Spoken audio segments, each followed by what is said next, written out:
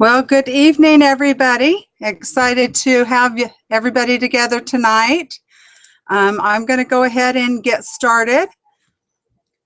Just do my normal, can you see me, can you hear me check?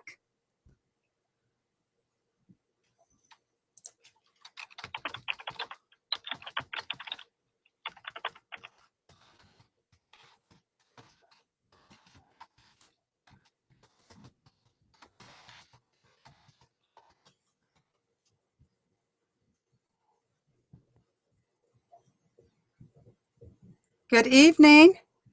Excited to be with you tonight. Just want to do a quick check. Anybody can jump on the live chat and let me know if you can see and hear me. All right, wonderful.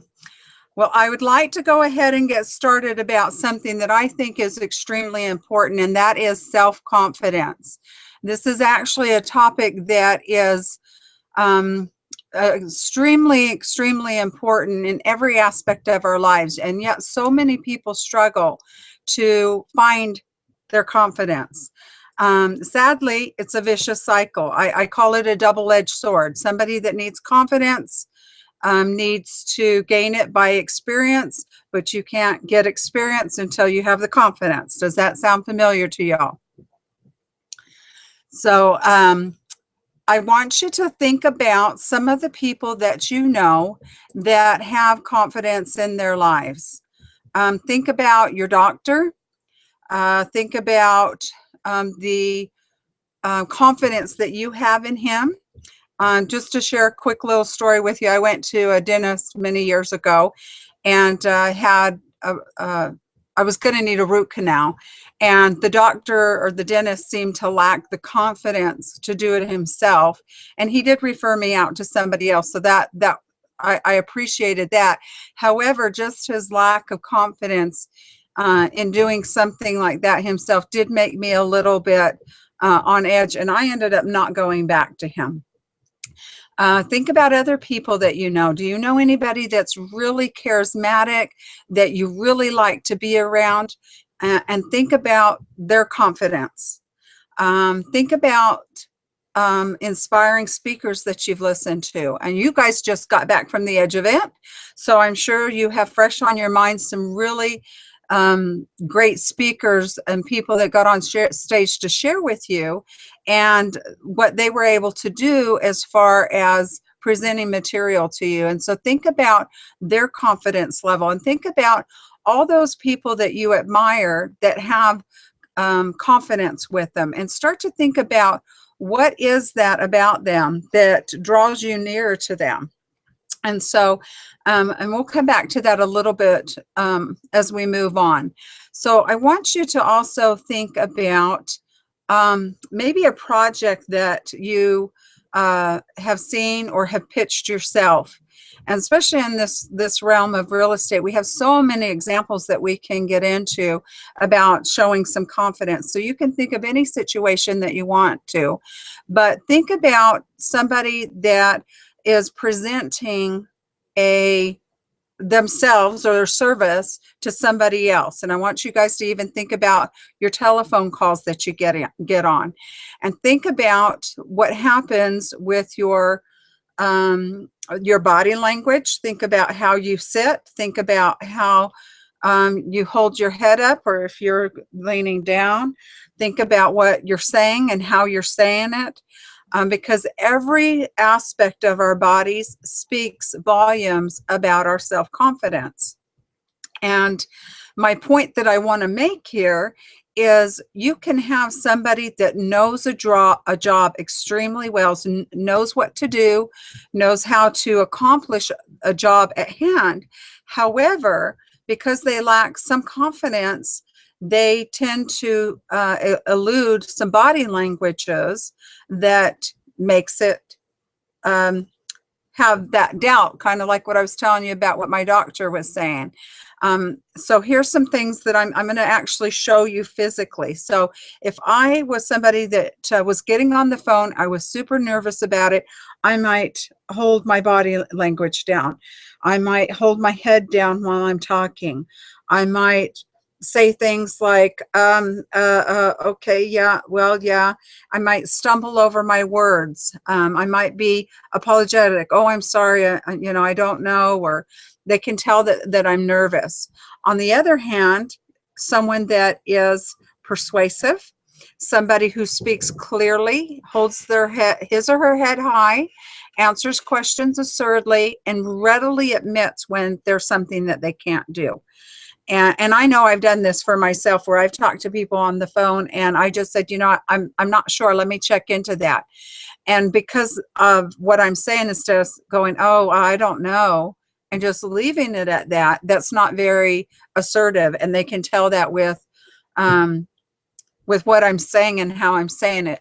But if I'm assertive and I've got that confidence behind it, I'm going to say things differently, just like the example that I just gave you of a more confident person. Um, Self-confidence is really an inspiring thing, and you really can influence people around you. You can influence your peers, you can your coworkers, your bosses, and even people around you that are just at church or at school. If you're going to school, wherever you might be, people can see that confidence in you. So I want to pose a question to all of you. And of course, you don't have to answer, but I want you to start thinking about, how do other people see you? And I want to start a little self-evaluation. And you guys are free to pick up a pen and pencil and write down some things that might pan into that thought process, okay?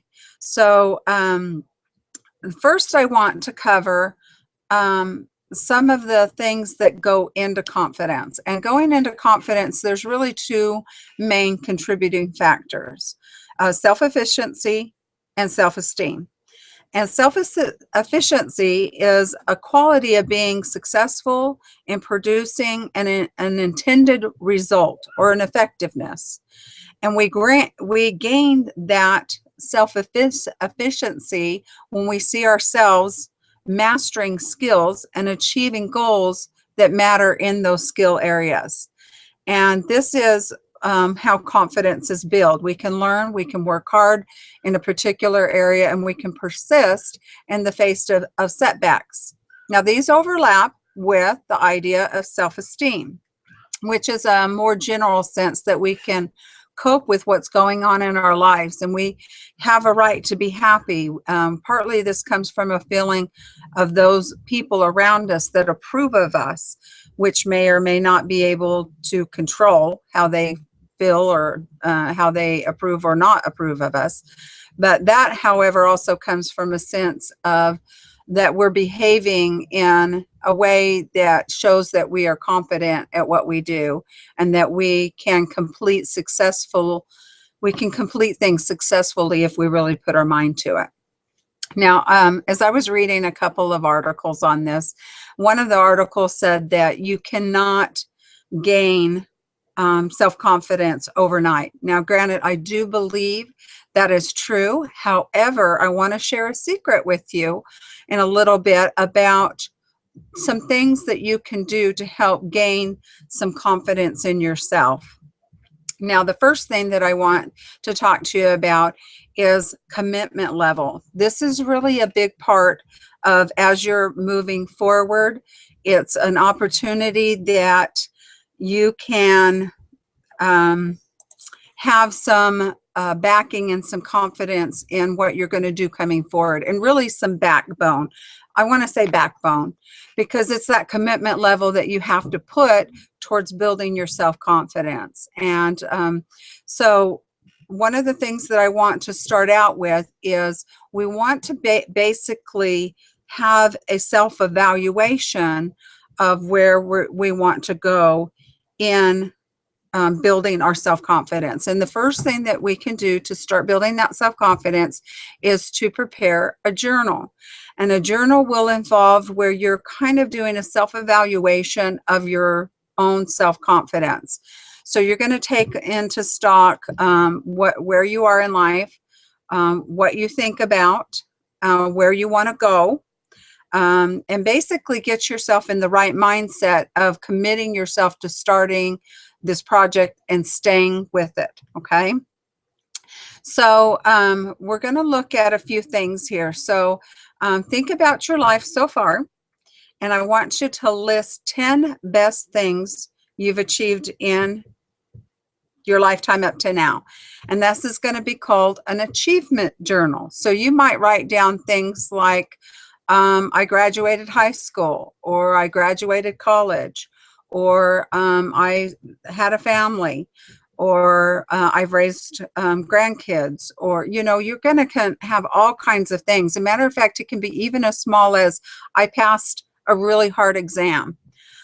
Exams are actually something that I struggle with. I lack the confidence that I can be calm enough to read the questions properly and to give a good answer. And so that was one of the things that I wrote down. If school was hard for you, you know, high school can be something that you can write down. Like I mentioned before, college or a trade school. What about driving a car? If that was a difficult thing for you, that could be something that you write down as one of the 10 best things that you've achieved. So that being said, we're going to go to the next step here, and I want you to start to think about some of your strengths. And I'm going to share a technique with you called swoosh, or also SWOT, which is analysis. And I'm going to pull that up and bring it up so that all of you can see it. So let me get to my email here. Let's see.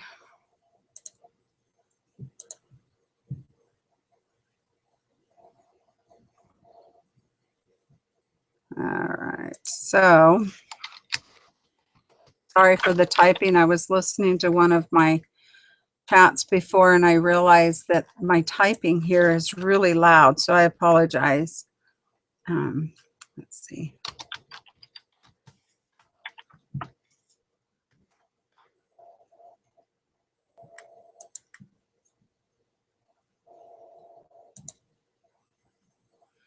Okay, and then let me come over here, and I am going to share my screen with you.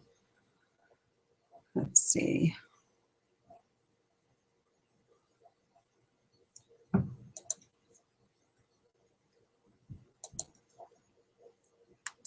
Okay, so the SWOT stands for strengths, weaknesses, opportunities, threats, and the threats can actually be another O instead, and that's where the SWOO comes from, SWOO, and that's obstacles. So threats and obstacles are really the same thing.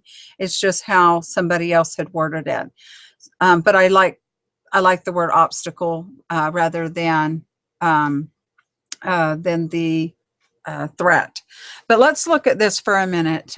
So as you look at your strengths, here's a few things that they're suggesting that we can do here. So strengths go under the C using, all right, hold on.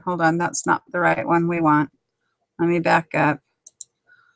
Let's see, there's all kinds of Parkhurst Consulting. No, let's see, I had one up here.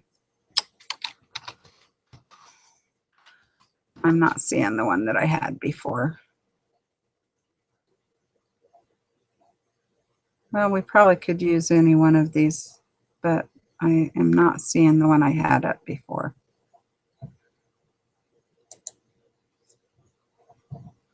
Okay, okay. So this is just a quick overview of this one. So let's look at this one. So strengths. So these are areas that you do well in, or advantages of your organization. So think about some of your strengths. Are you good at talking to people? Are you good at communication? Are you good at giving people a sense of confidence in the way that you hold your body? Are you good as a strength, the knowledge that you have? So these are just a few ideas. And then the weaknesses. So these are areas that you might think need to be improved upon.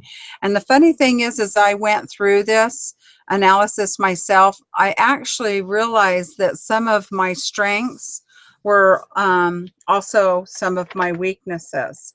And so, you know, it's an interesting concept to think about those weaknesses also being your strengths.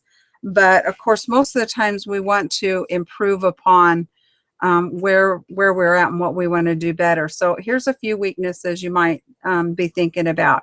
So what's a task that you usually want to avoid because you really don't feel confident in doing it? What will people around you see as your weakness? So there's another way to think of that. Are you completely confident in your education and skill training? If not, where are you the weakest? Are you completely confident in your education and skill training? If not, where is your weakness? What are your negative work habits? For example, are you often late? Are you disorganized? Do you have a short temper? Are you poor at handling stress? Do you have a personality trait that holds you back in your field? For example, if you conduct meetings on a regular basis and fear of public speaking would be a major weakness in that example. So let's go back to advantages. So here's a couple of things to think about as far as advantages go. What advantages do you feel like you have over others or don't have? So you could be thinking about skills, certification, education, connections that you might have.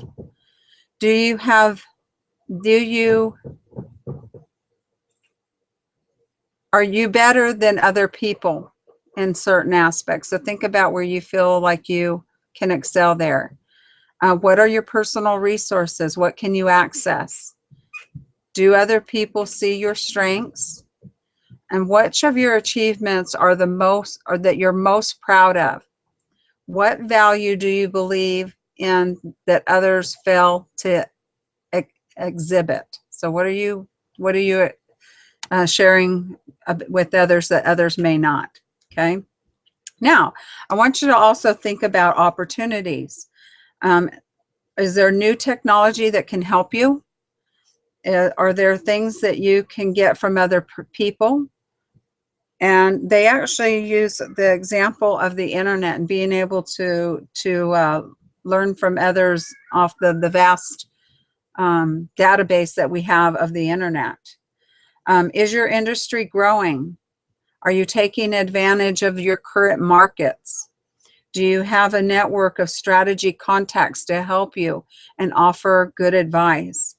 Now, one of the things that I actually heard about when I was going through this was to not look at your weaknesses as a bad thing, but to look at it as a way to pass it to other people and being confident in really a team that you work with, as far as, you know, taking opportunity to delegate some of the things that are not your strengths. And I thought that was really insightful, because a lot of times you hear, well, you've got to get better at your weaknesses. You need to do, you need to focus on the weak things. And the article that I read actually said, no, focus on your strengths, get better at your strengths, and delegate those other things to other people that, you know, have that as a strength. And so I absolutely love that, because we do talk about, you know, what are things that we can do to help our businesses grow. And by delegating to other people is definitely a big one. Okay, so obstacles or threats. So think about some things that you currently face. Think about some things that can cause you problems. And these can be external factors. They may be internal factors. But I want you to just take a moment and really think about what these have to do with you, okay? One of the things that I thought of as an obstacle is actually time and family, and sometimes the demands on me as as a mother and a wife, and being able to handle the household. So I want you to think about all those things, and just really take inventory about, you know, where you're at in this whole process. Okay. All right. So let me jump back over to, that was a no-no, whatever I just did. Let me come back out. Okay. That was weird. Okay, so let me jump over to the DG chat for just a minute, and I just want to get a little bit of feedback on your thoughts. So as you guys have been listening to me, does anybody want to share any thoughts that they have about going through a self-analysis? And while you're thinking about that, just to give you an idea of my own experiences, one of the things that held me back as I started to move forward in this industry was really a fear of talking to other people about something that I knew nothing about. And so just to preface that, I talk on the phone all the time, have for years, in jobs that I've had over the years, and was really comfortable talking on the phone to people, and talking in person to people in person with somebody wasn't a big issue. But I realized as I started to get on the phone that I wasn't extremely confident in knowing this whole realm of real estate and all the different methods that you can do as far as building a business. And so I started to realize that I did not want to get on the phone and look like an idiot. I didn't want to look like an unprofessional person. I really wanted to give a sense of I know what I'm talking about. And also, I didn't want to burn any bridges. And as you think about your investing experience, and as you get rolling with talking and working with people, from real estate groups to the people that you hear in the DG family, I just didn't want to give off that lack of confidence and also lack of knowledge. And so that was really my fear. And so I did this building this confidence exercise, and I wrote down the things that I felt the most confident about, and also wrote out scripts on the parts that I didn't feel comfortable with, so that I could get out of any situation if somebody asked me something that I didn't know, and to be able to save face. So does anybody have anything that they would like to share about, looking at strengths and weaknesses, and how those can really play into being able to overcome some of the things that you've come across in your life? I see a few people on here. So does anybody have? Can you guys toggle on that? I don't know if you have to toggle or not, or if it just shows out at the top of your screen.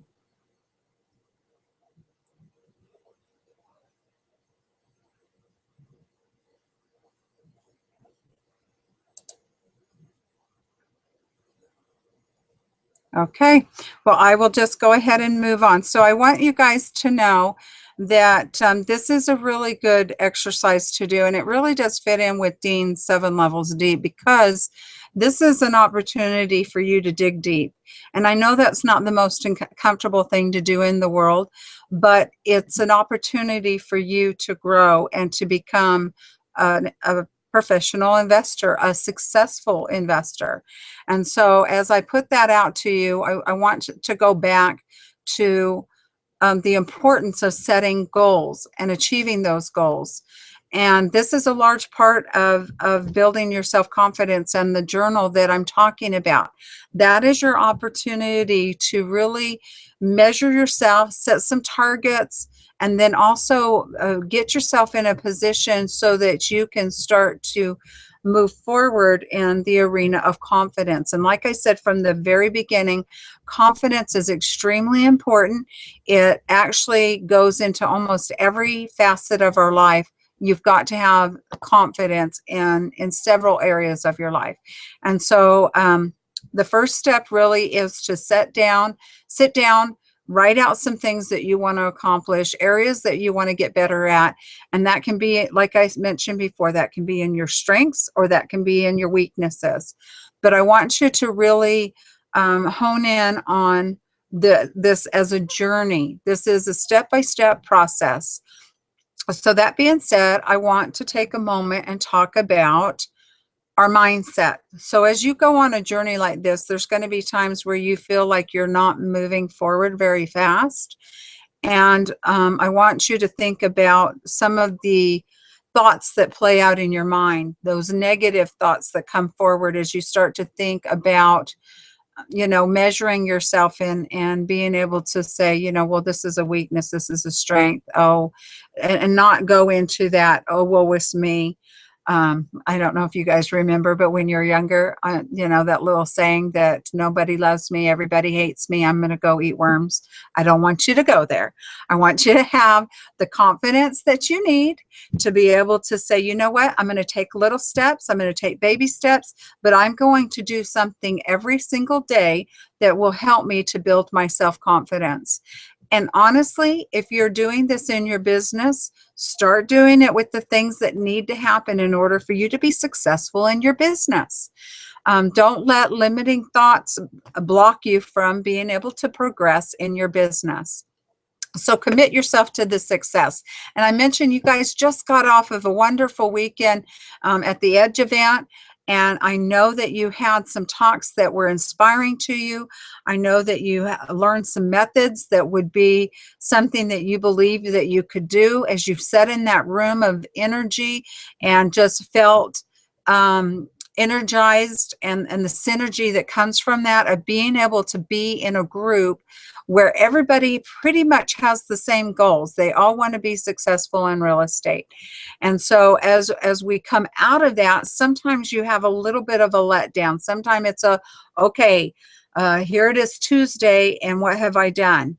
And if you are sitting there saying, nothing, I haven't been able to do anything yet, this is your opportunity to say, okay, let's write out a game plan. Let's have a journal of what we're going to move forward doing. Let's look at our strengths. Let's look at our weaknesses. Let's put together a game plan so that we can start strengthening those strengths and finding team members that you can work with to help you in the weak areas. And as you know, this is a business where you can have a lot of members of your team, of your power team. And so you guys probably networked with each other.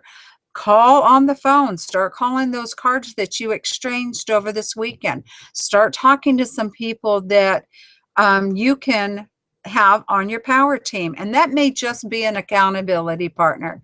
But folks, accountability partners are huge. I know I've shared this with you before, but those that haven't heard it, if you have a goal and you look at it every day, and you got it up. I know Dean talks about 5x little cards, cue cards, index cards. You have your goals on it. You look at it every day. You have it in your wallet. You have it in your purse. And you've got that there as a reminder of what it is that you're moving forward to. So that's a big part of being able to achieve your goals. Another one is having an accountability partner, telling people about your goals, what you're working on, how you're going to achieve them. They're also there to support you. So you want to have a support group in a sense of saying, you know what, we're going to achieve this and this is how we're going to do it. And so that's why I said the commitment is so important, but what are you committing to?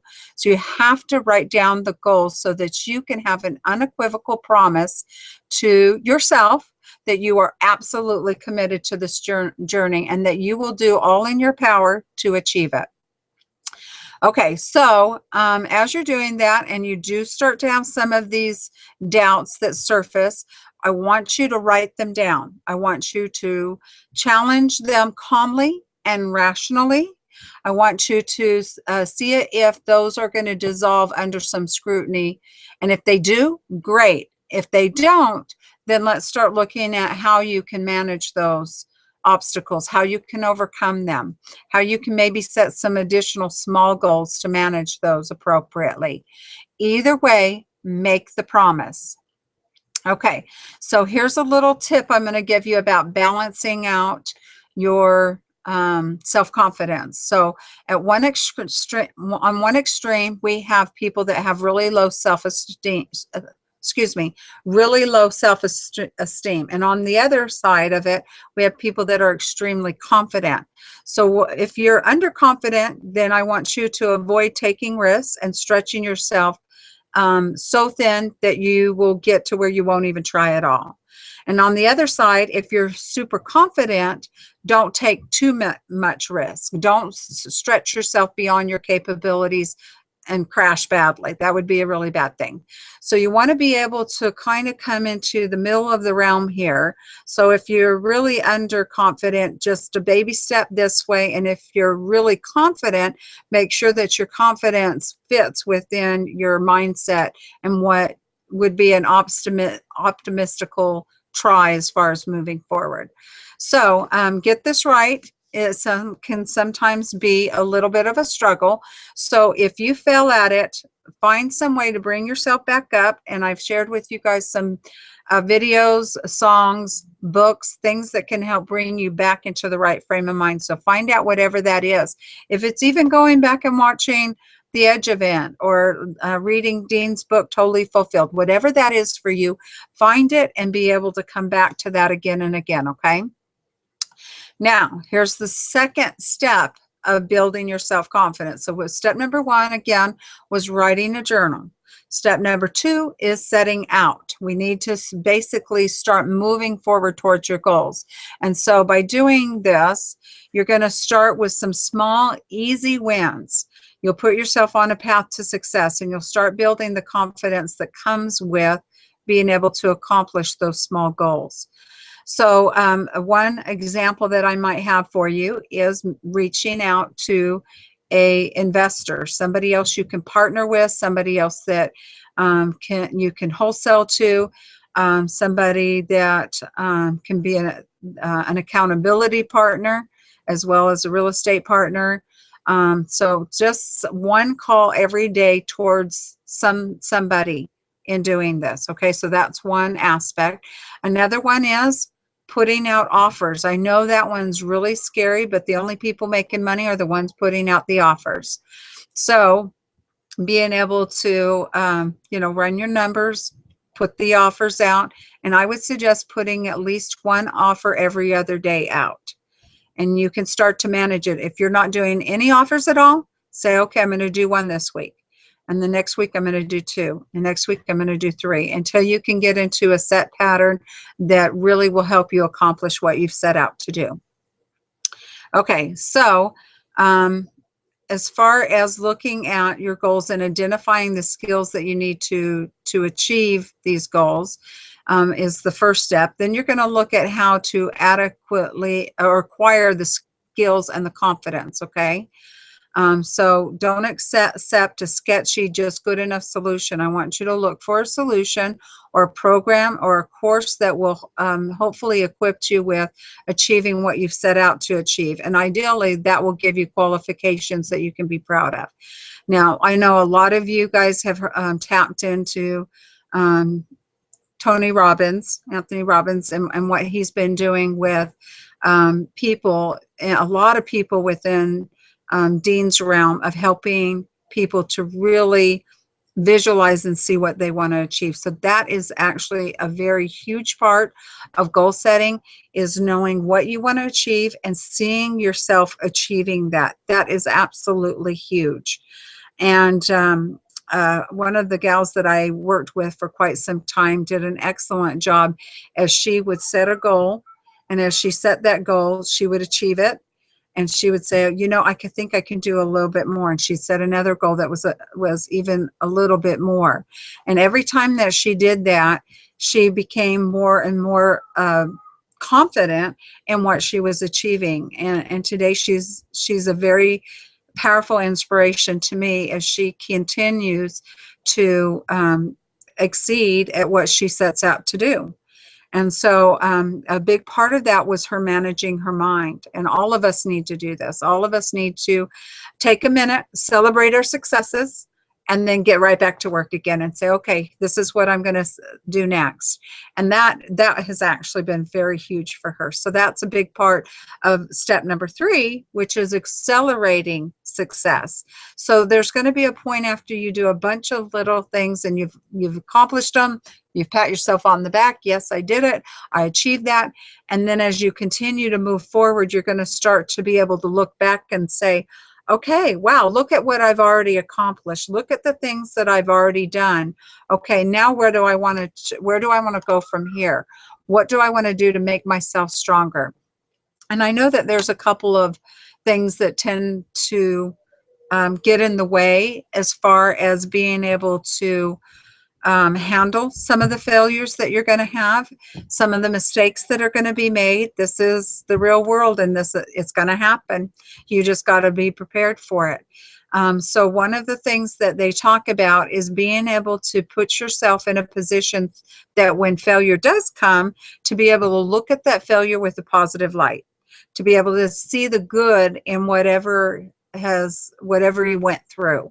And again, this is going to be in all aspects of your life. It's not just going to be in the real estate realm. It's going to be in every facet of your life. One of the things that I tend to do is have a little saying in the back of my mind. And it's funny because you guys all know that I love music. I reference music a lot. And there's a song out there that what doesn't kill you makes you stronger. And I like that saying because sometimes we'll go through some really tough things in our life, and we've got to pull through them. And so that thought in the back of my mind that I can be a stronger person for the experience that I'm having and the struggles that I might be going through. There's some other saying, if it's to be, it's up to me. There's another one that says,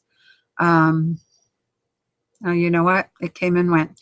But maybe you guys have a few that you'd like to share on the DG site that you can add. Some sayings that you say to yourself as you go into certain areas of small failures or big failures, and what you say in order to help your mindset get back to where it needs to be. Because inevitably that's going to move you forward as you're moving to build that confidence in yourself. So take time to celebrate. That is a big one. You know, it takes effort to stretch yourself and to achieve your goals. And as you move further and further up, the challenges are going to be a little bit tougher. You're going to increase in your commitment. You're going to extend your skills and improve into new and closely related arenas, okay? So as long as you keep stretching yourself enough, but not too much, you'll find that your self-confidence will build. And what's more, you'll also learn that your self-confidence, because you've had the hard, you took the hard road, you know, you didn't take the easy route and say, oh, no, this isn't for me. There's a point where you have to say, you know what, I deserve to be rewarded for what I've done. And so pat yourself on the back and then set some new goals, set some little bit bigger goals to continue stretching yourself.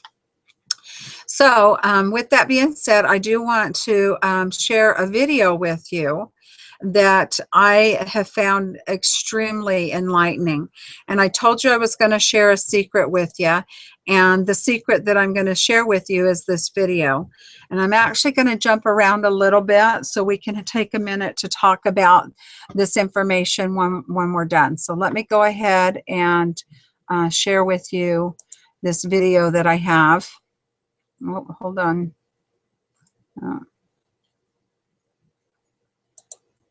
Okay, so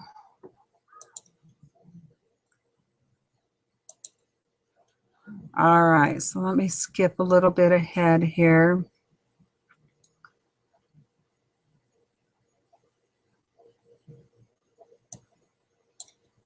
Okay.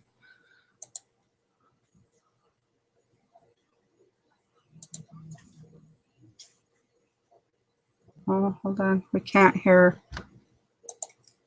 Hold on just a second. Let me make sure we got volume. I'm going to back up a little bit so you can see who she is here. Okay. So I want to start by offering you a free no-tech life hack. And all it requires of you is this, that you change your posture for 2 minutes. But before I give it away, I want to ask you to right now do a little audit of your body and what you're doing with your body. So how many of you are sort of making yourself smaller? Maybe you're hunching, crossing your legs, maybe wrapping your ankles. Sometimes we hold on to our arms like this. Sometimes we spread out. I see you. So I want you to pay attention to what you're doing right now. We're going to come back to that in a few minutes. And I'm hoping that if you sort of learn to tweak this a little bit, it could significantly change the way your life unfolds. So we're really fascinated with body language, and we're particularly interested in other people's body language. You know, we're interested in, like, you know, Hold on, it looks like my camera's still on me, so I'm going to come back.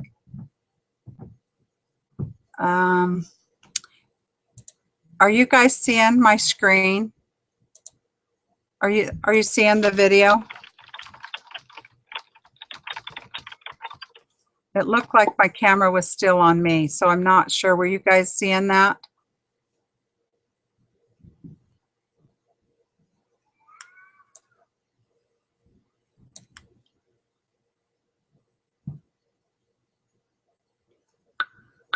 No, no video. Okay, so let me see. Maybe I did this wrong. Let me jump back over here. So we're doing this. Let's do the entire screen. Oh, I guess I can't do the entire screen. That freaks out on me. Oh. Okay, so can you guys see this little video right here? I'm going to jump back over to, I see you. No. Okay, so let me try this again. All right, stop. Okay, so it stopped the screen. Okay, give me just a second here. So screen share. And I'm going to click entire screen. And then I'm going to jump over to here. Okay, and then over to DG. So can you guys see my YouTube video now? Nope. I wonder if I can share it on the link then. Let me try something else here. No. Okay, so let me go over to here. We'll stop that. And I'm not sure how these links work.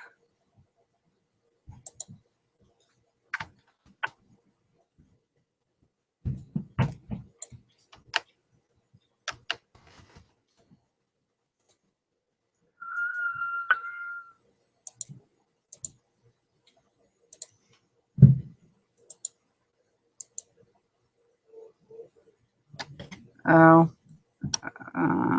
no, I think that's somebody else's. Okay, so let me try this again.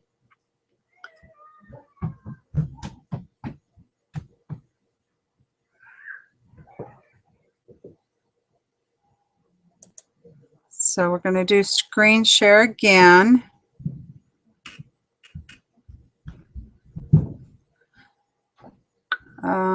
Let's see.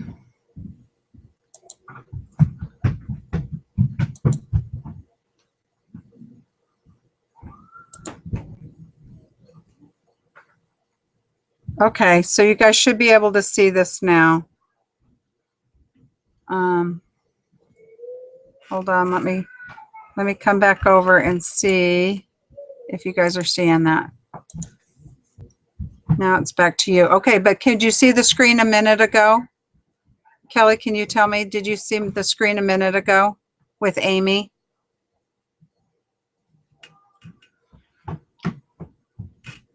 What about Andrea? Were you seeing the screen a minute ago? with Amy, and it's got the body language. Can you guys see this? Oh, I think you, oh yes, YouTube. Okay, perfect. Okay, I'm going to go ahead and play that. So an awkward interaction or a smile or a contemptuous glance or maybe a very awkward wink, or maybe even something like a handshake. Here they are arriving at number 10, and look at this lucky policeman gets to shake hands with the President of the United States. Oh, and here comes the Prime Minister of it. No.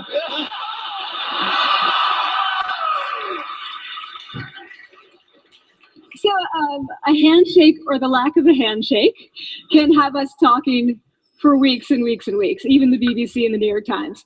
So obviously, when we think about nonverbal behavior or body language, but we call it nonverbals as social scientists, it's language. So we think about communication. When we think about communication, we think about interactions. So what is your body language communicating to me? What's mine communicating to you?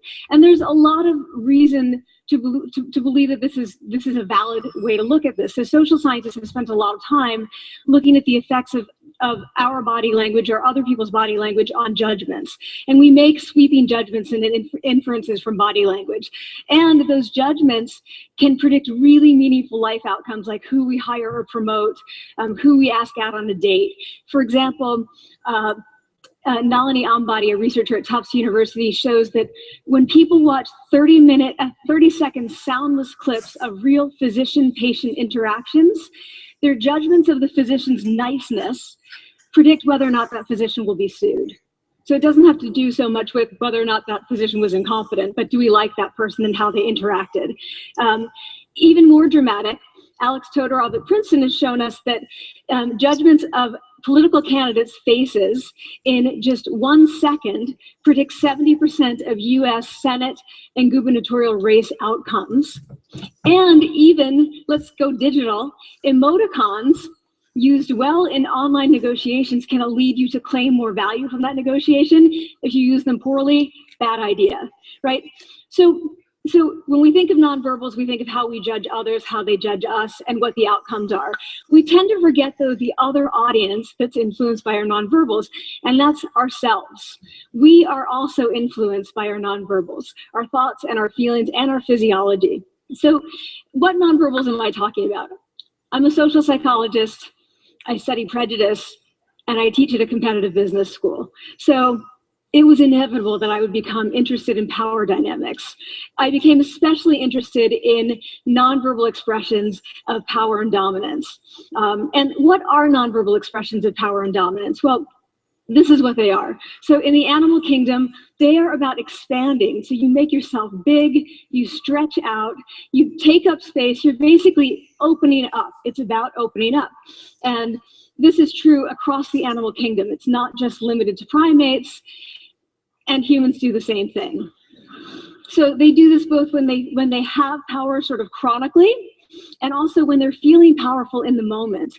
And this one is especially interesting because it really shows us how universal and old these expressions of power are. This expression, which is known as pride, Jessica Tracy has studied, she shows that people who are born with sight and people who are congenitally blind do this when they win at a physical competition.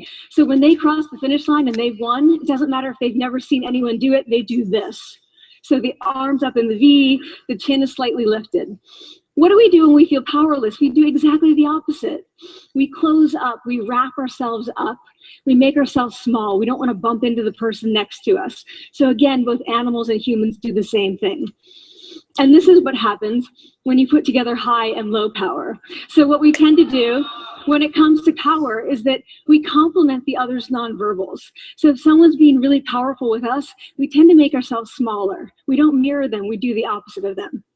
So I'm watching this behavior in the classroom, and what do I notice? I notice that MBA students really exhibit.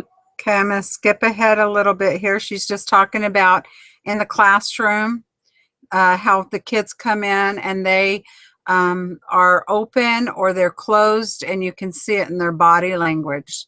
So I just want to skip a little bit ahead here. possible that we could get people to fake it, and would it lead them to participate more? So my main collaborator, Dana Carney, who's at Berkeley, and I really wanted to know, can you fake it till you make it? Like, can you do this just for a little while and actually experience a behavioral outcome that makes you seem more powerful? So we know that our nonverbals govern how other people think and feel about us. There's a lot of evidence, but our question really was, do our nonverbals govern how we think and feel about ourselves? There's some evidence that they do. So, for example, when we smile when we feel happy, but also when we're forced to smile by holding a pen in our teeth like this, it makes us feel happy. So it goes both ways.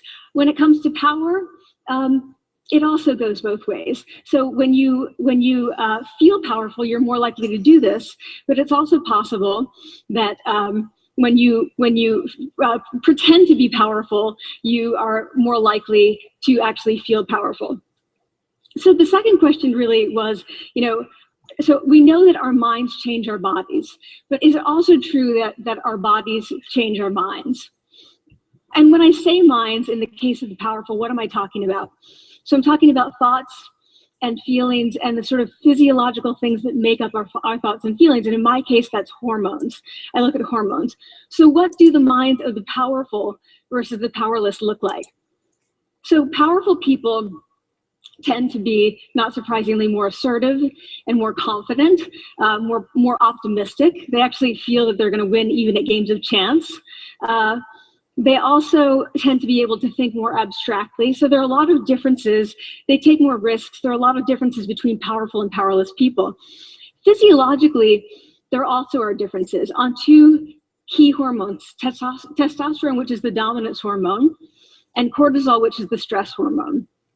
So what we find is that high power alpha males in primate hierarchies have high testosterone and low cortisol. And powerful and effective leaders also have high testosterone and low cortisol. So what does that mean? When you think about power, people tended to think only about testosterone because that was about dominance. But really, power is also about how you react to stress. So do you want the high power leader that's dominant, high on testosterone, but really stress reactive? Probably not, right? You want the person who's powerful and assertive and dominant, but not very stress reactive, the person who's laid back. So we know that in primate hierarchies, if an alpha needs to take over, if an individual needs to take over an alpha role sort of suddenly, within a few days, that individual's testosterone has gone up significantly and his cortisol has dropped significantly. So we have this evidence, both that the body can shape the mind, at least at the facial level, and also that role changes can shape the mind. So what happens, okay, you take a role change, what happens if you do that at a really minimal level, like this tiny manipulation, this tiny intervention? For 2 minutes you say, I want you to stand like this, and it's gonna make you feel more powerful.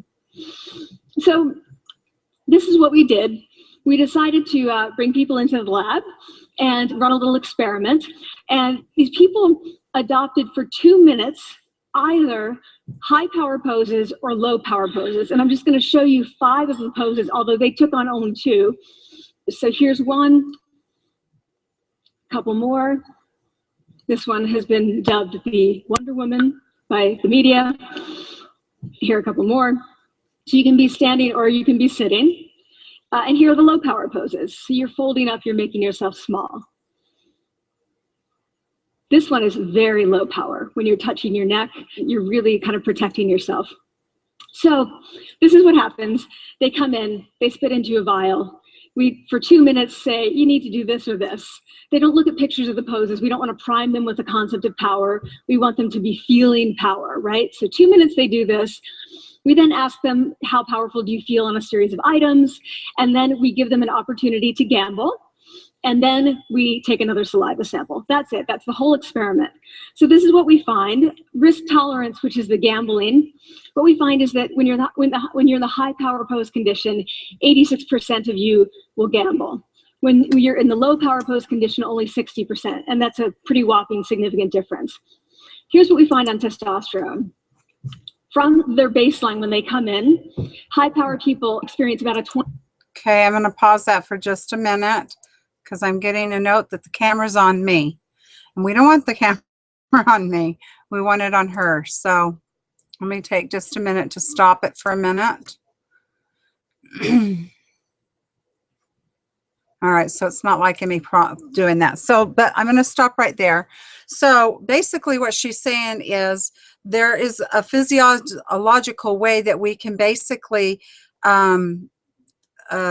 build up ourselves to have confidence. And so what she goes on to say is in the study that she goes through, she's able to prove that if you make your body do certain things like smile, she mentioned, putting your hands on your hips, making your arms wide, all these successful type poses actually make you feel powerful so that when you go into a situation, you are actually will act powerful because you'll act out what your body language is doing. And so this is the secret I wanted to share with you, that this is an opportunity for you to be able to change your outcome of situations that you're going into. And she also mentioned your stress levels and things like that. So that's also an opportunity for you to be able to have body language in your behalf. So don't do the things that she said that close off. Don't look down on your phone. Don't close your shoulders. Don't do your head down. You want to be up. You want to be your body language, your shoulders back. You want to be able to smile. And part of that was all being able to be relaxed too. So find a way where you can relax before you're getting into a situation where you are going to be maybe talking to an investor that you're nervous about, or talking to an agent for the first time, or putting in an offer